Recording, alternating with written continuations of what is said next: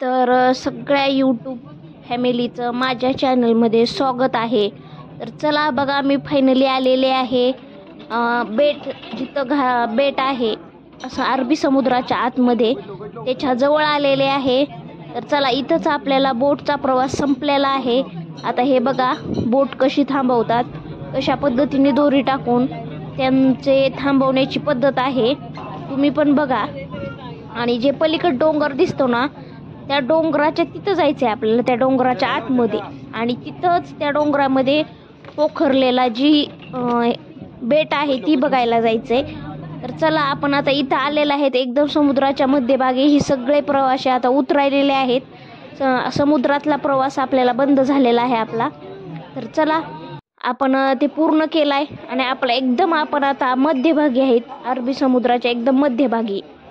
तर चला, आपण आता इथून बघू. आता हे बहुतेक इथं आता हे सगळं दिसायलंय बघा. हे आतमध्ये समुद्राच्या कसं बांधलं असेल आणि साईडनं सगळा समुद्र आहे. ही आपली बोट आहे साईडची, त्याच्यामध्ये आपण आलात आणि हे त्याच्यामध्ये बांधलंय. मला आश्चर्य वाटते की हे कसं बांधलं असेल, इथं सिमेंट कसं आणलं असेल हे सगळं, आणि पाण्यामध्ये कसं बांधायचं हे म्हणजे एकदम नवल करण्यासारखंच आहे. आणि जे पलीकडं तुम्हाला जे दिसतो ना, ते रस्ता आहे, पाण्यातनं रस्ता काढलाय आहे. आणि हे बघा आपण कुठं आलेलं आहेत डायरेक्ट. तर इथं बहुतेक आपल्याला आता इथनं प्रवास आहे म्हणून रेल्वेनं जायचे. इथनं एक छोटी रेल्वे आहे, त्यांनी जायचं आहे आपल्याला.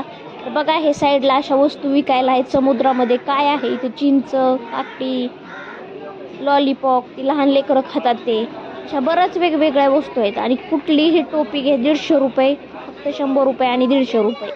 तर चला, हे बघा मी तुम्हाला साईडचं दाखवते आहे. सगळं साईडनं समुद्र आहे.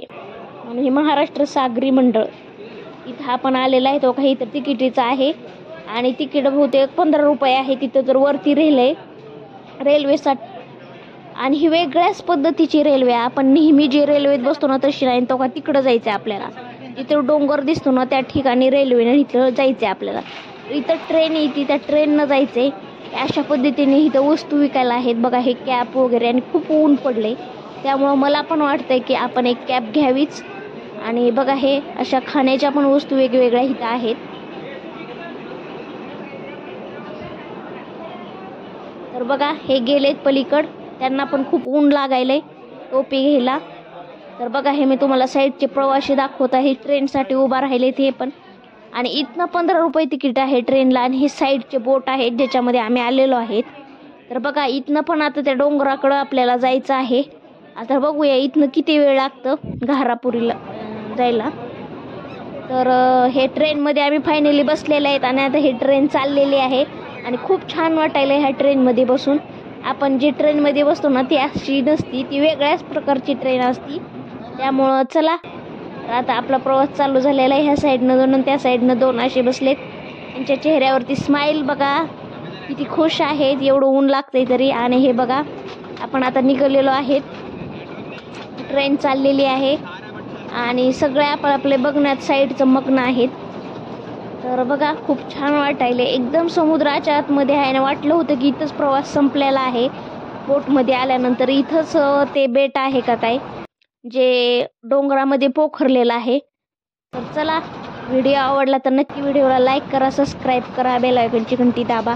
हे बघा, ही साईडचा एरिया कसा आहे आणि इथनं ट्रेनचा रस्ता काढलाय त्यांनी.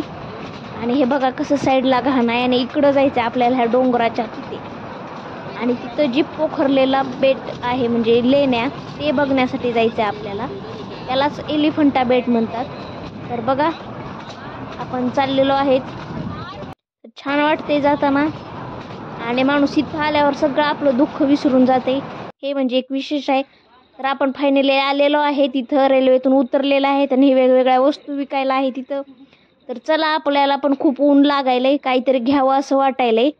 तर चला म्हटलं, हे कॅप पण एक घ्यावी, छान आहे तिथं, डोक्याला लावायला ऊन लागणार नाहीये. तर आपण आता आल्यात, बघूया इथं किती प्राईज आहेत. तिकडं आपण पाहिल्या होत्या. तर हे जवळजवळ आपण एलिफंटा बेट त्या ठिकाणी आलेलो आहेत. तर चला बघूया आपण आता पुढे. तर हे बघत बघत जाऊ. तर बघा हे कुठे गेलेत, लांब पुढेच गेलेत. तोपर्यंत त्यांना टोपी घेतली. तर चला मी पण एक घेते, मला पण आवडती खूप गोल. आणि ऊन पण आहे त्याच्यामुळे जाऊया आपण आता एलिफंट बेटकड. आणि हे इथं काय आहे ते पण मी तुम्हाला जाता जाता थोडंसं दाखवते की समुद्रामध्ये किती वस्तू विकायला आहेत. बघा कशा आणल्या असतील ह्यांनी, दररोजचे झांजाने ह्यांनी चालत असतील ना. खूप छान आहेत दिसायला. तर चला आपण पुन्हा येताना बघूया. आपल्याला बरंच काय घ्यायचंय पण येताना घेऊया. जाताना हे बुद्ध मूर्ती तर इतके छान आहेत ना, खरंच लय आवडल्यात मला. जाताना अशी इच्छाच आहे की एक तरी घेऊन जाईल इथं काहीतरी वस्तू. तर बघा हे तुम्हाला फक्त दाखवण्यासाठी मी दाखवायले समुद्रामध्ये किती विकायला आहे छान छान वस्तू. आणि चला आता रस पिऊ, जरा पोटाला थंड करूया आणि म्हणजे जरा बरं वाटेल. ऊन पण भरपूर आहे आणि पुढचा प्रवास आपण जाऊया आता पुढे रस्तीला.